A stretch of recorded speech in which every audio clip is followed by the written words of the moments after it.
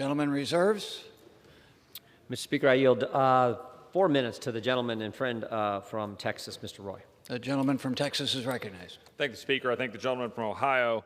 I want to associate myself with the remarks of my friend from Florida, Mr. Gates, just a few minutes ago, with respect to his position about what this bill will do in terms of fear and its purpose of creating fear among the people. That's the reality. That's what we're dealing with. Texas has an alert system. States have an alert system. That's where this properly resides. That's where the police power resides, is in the states. In fact, the chairman of the Judiciary Committee even acknowledged this reality that, well, okay, states have this, but here's a federal program we're going to create with $2 million. You can use it if you want. This is another example of Washington creating another department, another position, spending more money that we don't have in order to have a policy objective of continuing to advance fear among the American people. Remember the COVID alerts? How many alerts do we need on our phone to create fear in the minds of the American people?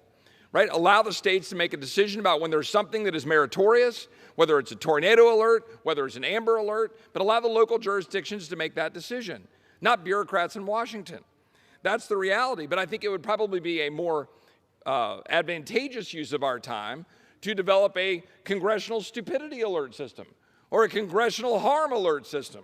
I mean, we do it every single day. That's what this body is actually engaged in on a regular basis, harming the American people through either non-action or action. As we speak, maybe we should have an alert about the inflation running rampant around this country because of the rampant spending, as evidenced by this very bill with another $2 million for a position in the Department of Justice. Maybe we need an alert system for the literal stream of people coming across the border in Eagle Pass right now, and fentanyl pouring across into our communities, endangering the American people, empowering cartels at our peril.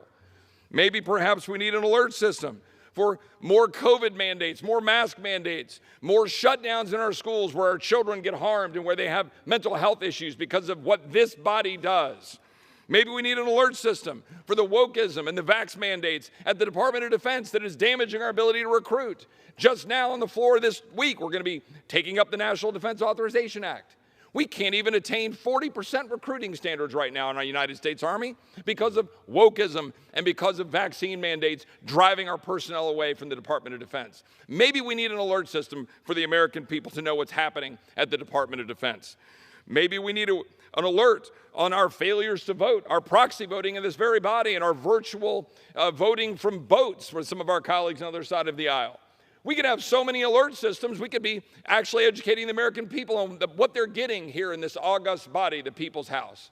That would be a more valuable alert system than carrying out the function of the state and local police power that is inherent in our Constitution, which this body tramples upon on a regular and daily basis. And with that, I will yield back. The gentleman